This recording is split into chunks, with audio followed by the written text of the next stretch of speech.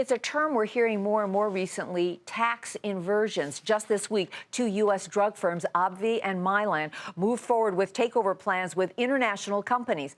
Earlier this year, Pfizer attempted to do the same as it tried to acquire UK-based AstraZeneca, but the offer was rejected. Now, all these deals have one thing in common. They would result in a so-called tax inversion. But what exactly is it, and why is it so attractive right now? Dominic Chu explains. Tax inversions. Simply put, it's a strategy that can be used to help shrink corporate tax bills. So, how do you do it? You move your headquarters from the U.S. to another country with a lower tax rate. That could cut tax payments on profits generated from outside the U.S. Right now, the tax on those profits is 35%. A tax inversion could drop that bill to zero in some cases. For example, Michigan-based drug maker Perrigo bought Irish drug maker Elan and moved its tax base there, which helped it cut its corporate tax bill in half and is helping it save an estimated $150 million a year. And they're not the only ones. New Jersey-based drug company Actavis bought Ireland's Warner Chilcott and did the same thing. Even fruit and produce giant Chiquita Brands and medical device maker Medtronic are in pending mergers that would relocate their tax bases to Ireland. Drugstore chain Walgreens is also said to be considering a deal to bring it under Switzerland's taxing authority. Of course, all of this is costing America a lot of tax revenue.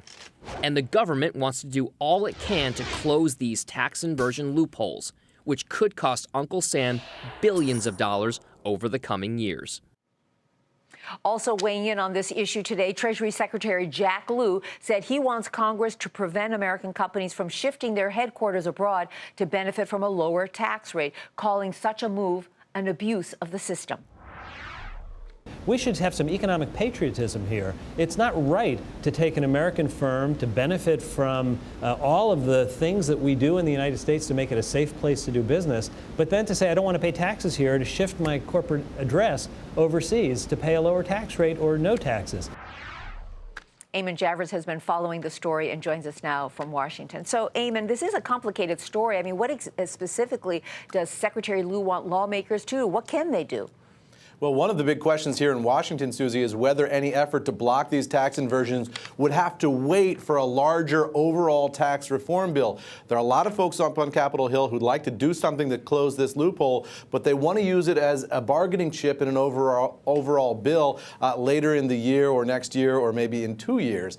What Lew is saying is, hey, we can't wait. We've got to do this right now. He's starting to get some traction with that in terms of getting a single rifle shot bill that would do that this year, but there's a real disparity here between what Democrats think up on Capitol Hill and what Republicans think. A lot of those members of Congress are saying, hey, wait a second, if the U.S. corporate tax rate wasn't so high and the U.S. tax system wasn't as cumbersome as it is, companies wouldn't be forced to take this kind of an extreme step. That's where we ought to be making the fix, not on closing the loophole. Economic patriotism, that's how he characterized it in his comments in New York today. Any comments from Washington to that?